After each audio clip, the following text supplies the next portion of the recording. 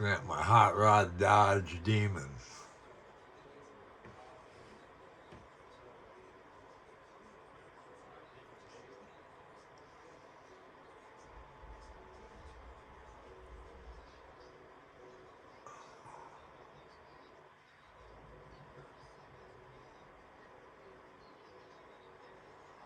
So far, the biggest news I've heard was the Olympic Village in Italy ran out of free condoms in 3 days. I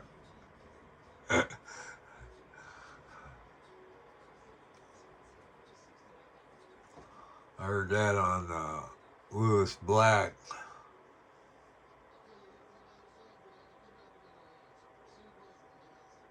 That car goes over 250 miles an hour.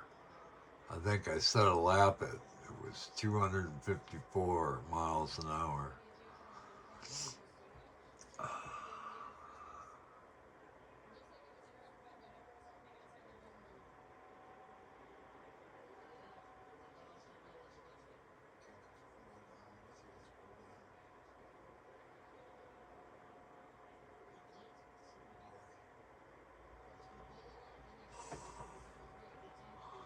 Let's see. No more parking at Nancy's.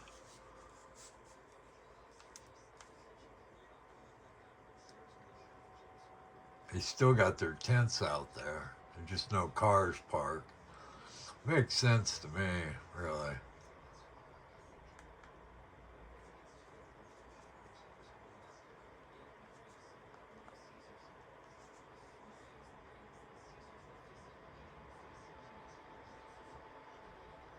That's the Nuremberg racetrack.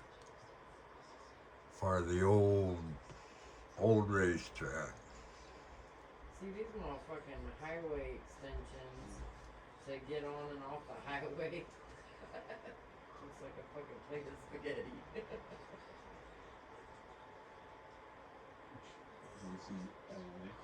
Trying to get YouTube to pop up on this other TV. YouTube. Come on, YouTube. Takes forever. My first time getting my driver's license, I went and fucking put Tessa in the car, fucking loaded it up, and gone. 1 o'clock in the morning, just me and her. But it was driving somewhere close, but the next time around, they basically kidnapped me, so I'm like, and then I got lost getting away. Skip's dad and his stepmom, they wanted to buy Tess off me.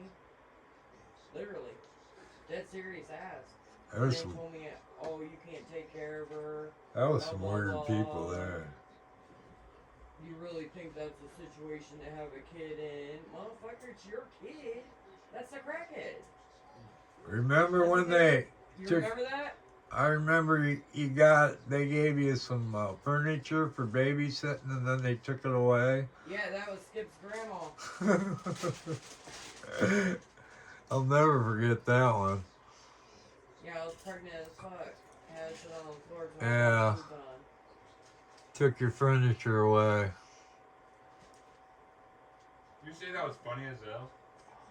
Yeah. Funnier than hell. It was crazy. I was fucking pissed off. I sat there and babysat and babysat and babysat and babysat and babysat. What's that pine tree doing out in the middle of the desert? And, them pine trees are something else. They grow everywhere. So, and then I thought, because of how long I babysat, I thought that couch was good. No, she rented that shit from Rent-A-Center and never paid the payments. She paid the first payment, they came and took it. So all of that fucking babysitting for that fucking long, I think she probably only put $200 down on the thing, so I babysat that whole fucking time for free. Oh man, I was mad. That's the one reason right there I stay away from people.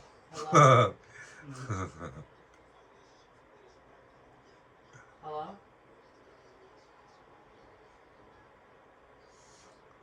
Where are we at here? Racetrack somewhere. Or a stadium. Dude, I can Oh, you blow my nose.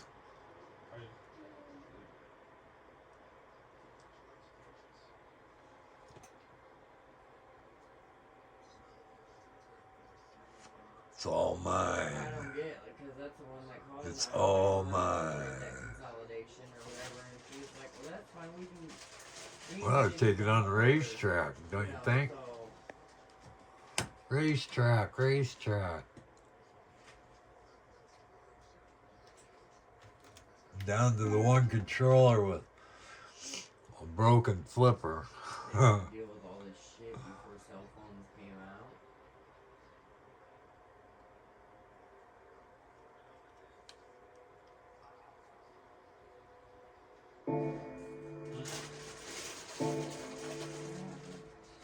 Is that a bag top or something? I don't know. Because they weren't letting them breach. That guy was trying to find a reason to breach when they were obviously doing something and that old cop wasn't doing anything about it. Baby, baby. I said, what happened? Baby, The guy baby. was like, look, they're obviously hiding something. They're doing something right now. There's two people there. And the guy Yeah. Guy's got Monza. No chicane. Wonder what kind of a car he's running. Huh. I can't get Monza. I haven't gone through all my games, I guess. The only way I can get Monza is somebody else brings the track up. Who are you talking to? My YouTube friend.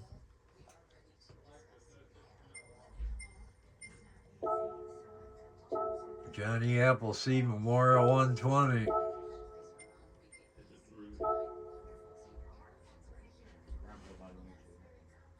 You mean recording? Yeah, recording. I'm going on the racetrack. Did he just go? I'm tired of that damn chess game. Saying something like I'm supposed to know what he was talking about. Like, I said, who are you talking to? He's like, YouTube, buddy.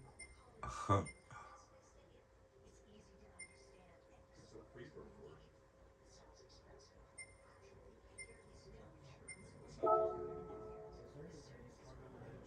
There we go.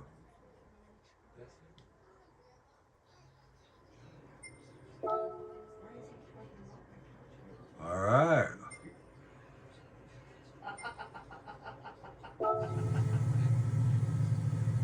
What? No. Just wait. No. Hey, YouTube, come up on the other TV finally. I wonder why it takes so long for YouTube to show up on this other TV. Sign in with your phone. Well, I'm using my phone.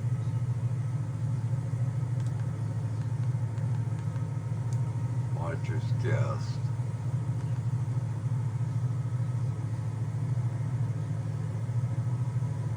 Juicy TV. Potential strikes coming.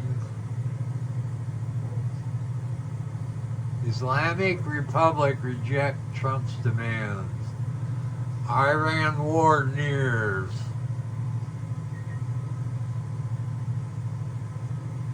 No, it's not. U.S. ready to strike as Iran builds long-range nukes. Uh-oh.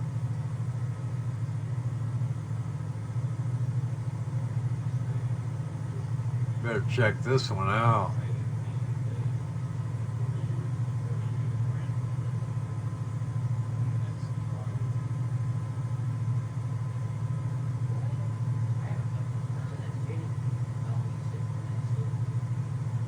Rich gravy, mashed potatoes, home style bowl.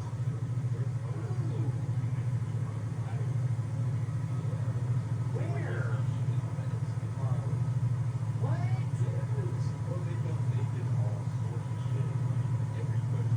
Iran is pursuing long-range strike capabilities. capable of striking the U.S. last 50 years are all related directly lines. Like great, it just keeps on. Waiting orders. Nobody ever looked at the inside of their ancestry and some girl, like little girl, all the female ancestry, I'm getting any sound. all the princes, all the Oh, somebody was here and then left. Did a lot of that. Turkey, Turkmenistan,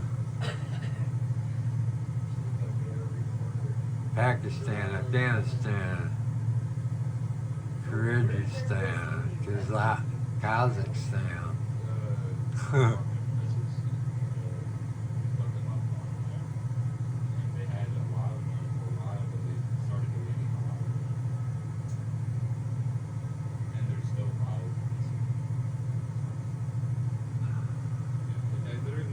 I see the thing where they said.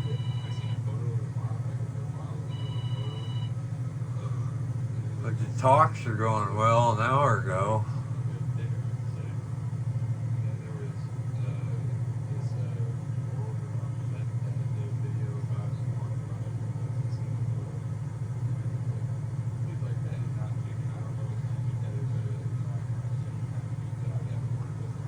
Huh.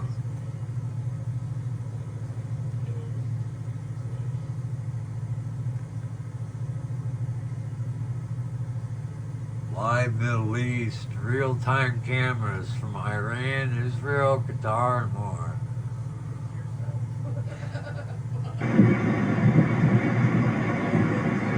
There we got sound.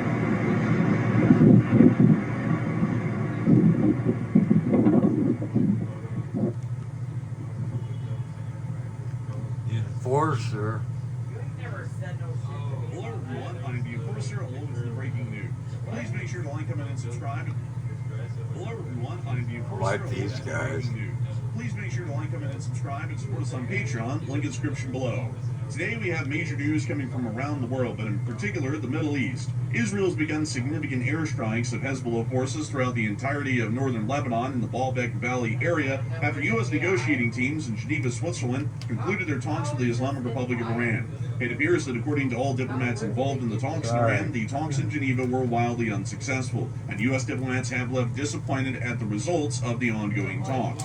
This does appear to lead us to believe that the state of Israel is currently conducting its air campaigns against Hezbollah within the Baalbek Valley as preparatory action for the eventual strikes that will be conducted on Iran, as Hezbollah has stated in prior times that they will be getting involved militarily against the state of Israel if the United States or Israel strikes Iran in any capacity in the near future.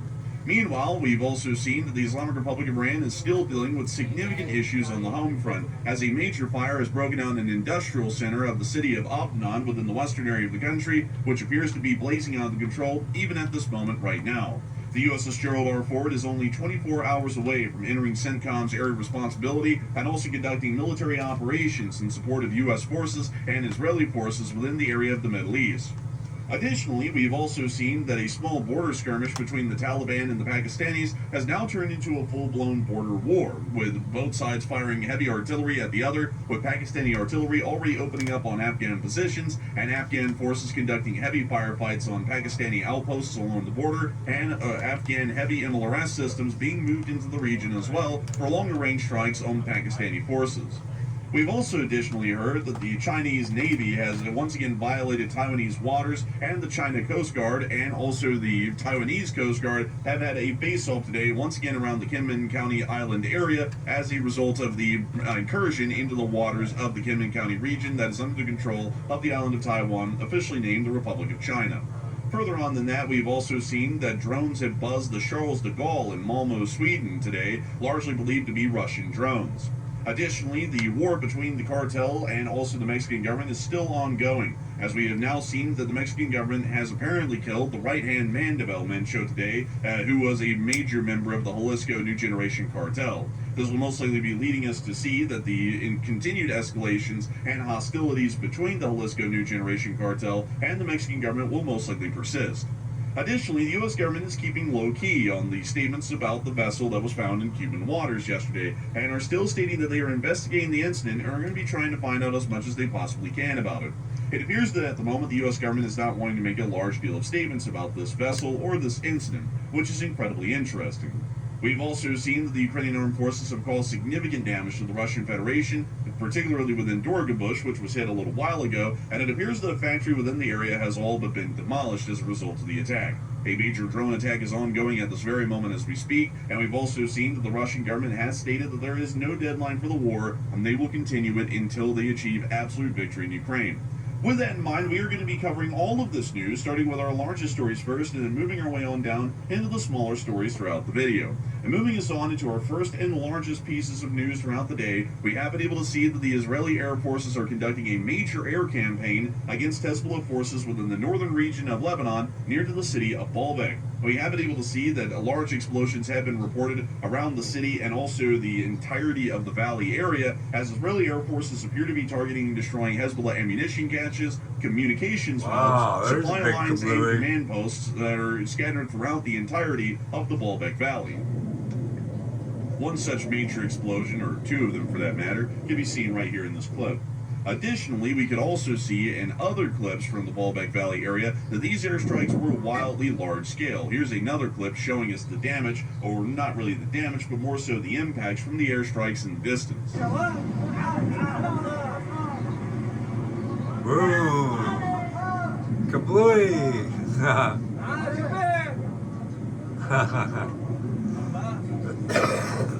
We've additionally seen other explosions here.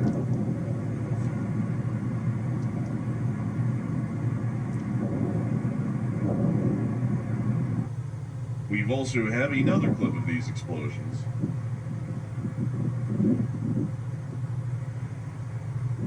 And lastly, one final clip of the size and scale of the explosions that have been seen throughout the Baalbek Valley area. These strikes are coming at a wildly interesting time and are actually a telltale sign of further actions to come. This has happened right after the United States of America and the Islamic Republic of Iran concluded a third round of talks within the city of Geneva, Switzerland, and it appears that U.S. envoys were disappointed by Iranian proposals during the talks. That's the talks not what we lasted for a just whopping heard. 3 hours, which generally is considered One guy fairly said the lengthy, at talks least were for the going modern great. day.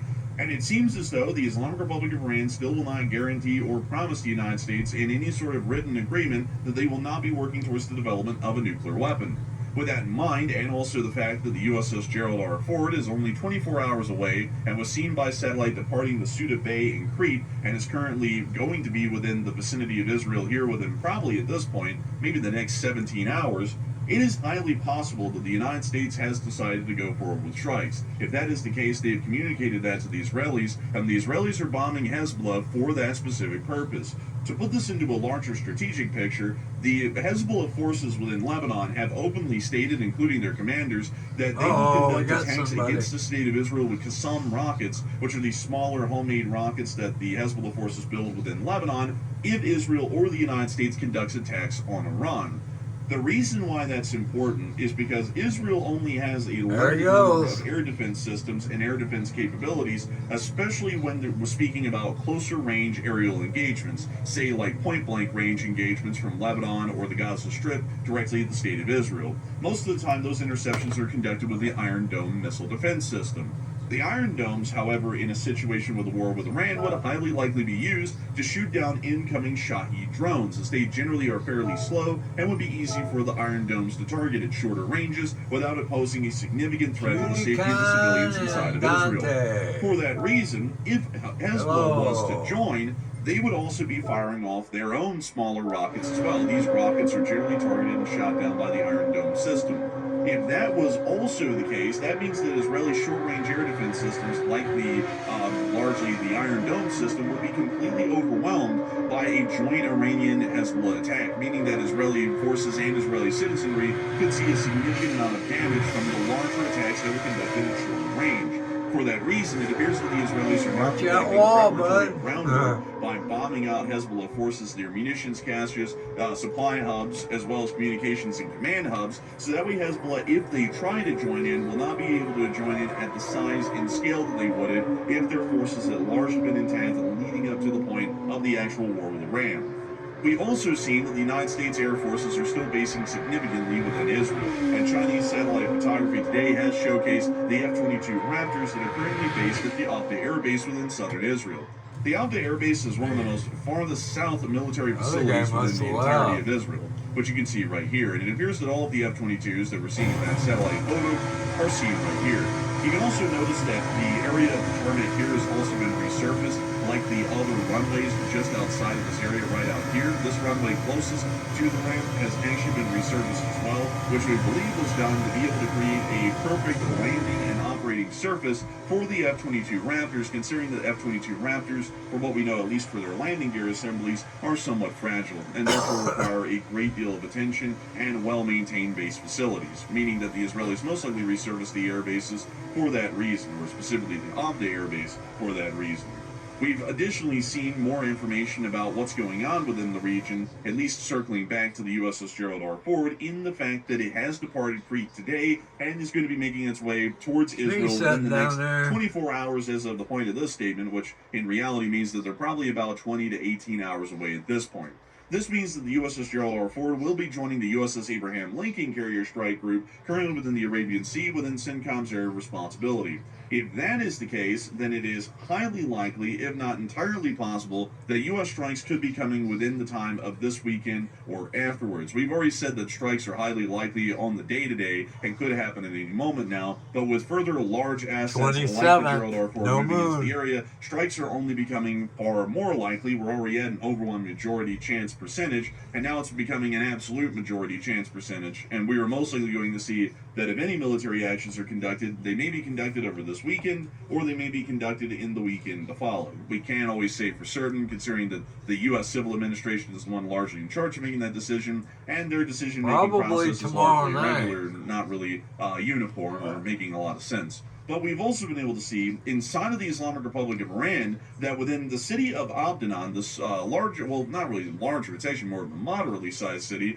within the area of western Iran, that it appears that a large industrial center has caught on fire. From what we know, this footage is the most recent, and it appears that the fire is still raging out of control. We believe that it's some sort of a petrochemical unit of an industrial park within Abdanan, which seems to be raging completely out of control, with no firefighting efforts proving to be successful so far.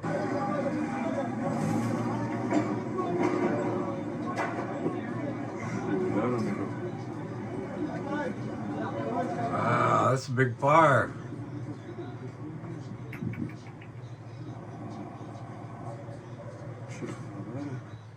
It seems that the locals are quite shocked by this development. We also had footage earlier in the day, or more so earlier within the starting hours of the fire, once again showing the large size of it right here. Whoa.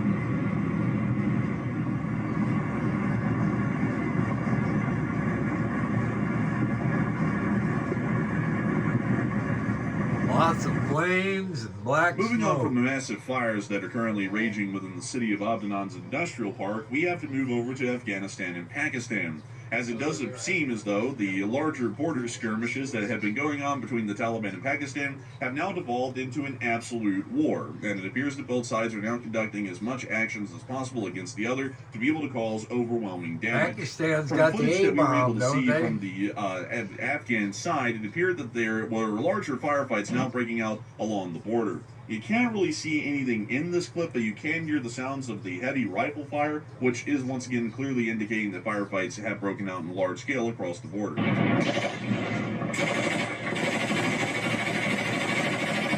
You see some of the tracer fire from the machine gun right there, and some explosions in the distance near to the hillsides on the Pakistani part of the border. Damn. That's a shootout.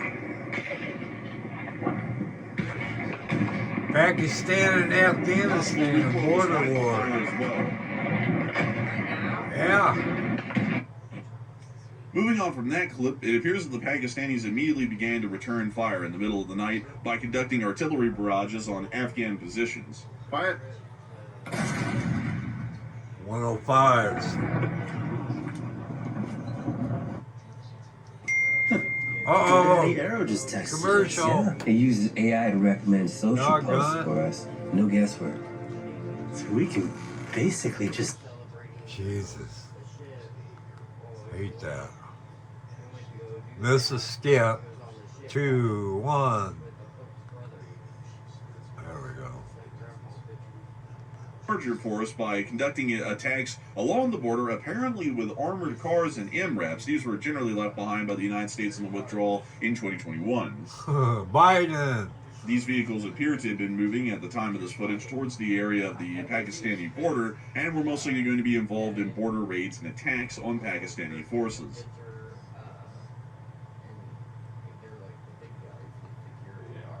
These Max Pros were additionally supported by what is probably one of the most shocking discoveries so far of the entire border war as it has broken out. The Taliban apparently has access to BM-21 Uragan heavy MLRSs.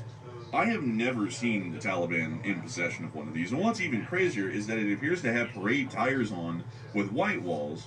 The only time I've ever seen one of these in this sort of a configuration, which I'll have to show y'all here really quickly, is a BM-21 Uragan in a parade configuration, which I might be able to give y'all a better idea of what that looks like by showing y'all a grad, because we haven't really seen a BM-21 Uragan with parade white walls really ever since the 1970s or so, when it was a brand new MLRS in the Soviet Union. But generally you only see white wall tires like on this BM-21 in parades like this one. This is actually, I believe, one of the parades that was seen in Belarus a couple of years back, and we can see the parade white walls on this vehicle. The Taliban are rolling into war with their MLRSs that we've never even seen or heard of up until this point, heavy caliber ones at that, wearing parade white walls.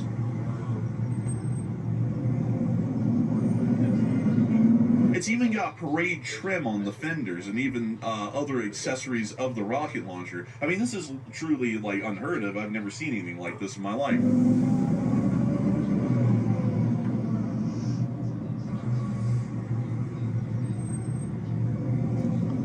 They're moving them out. Further than that, Pakistani forces began to counterfire as much as possible, including with artillery and anti-tank guided missiles, as this footage shows an anti-tank guided missile hitting a Taliban outpost at the top of a hillside near to the border region. And it appears that the impact was a success. Boom.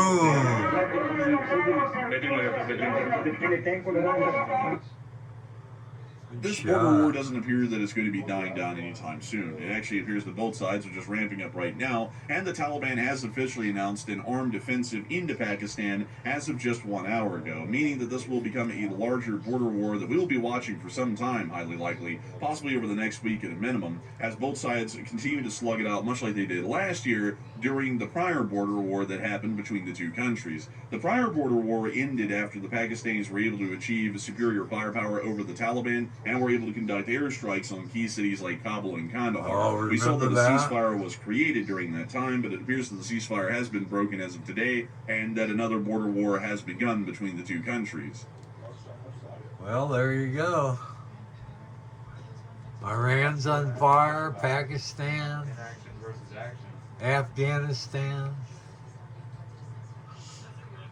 And remember, I'm not. You're getting mad at me because you're not doing it. remember the Olympic Village ran out of free condoms in 3 days. All right, later.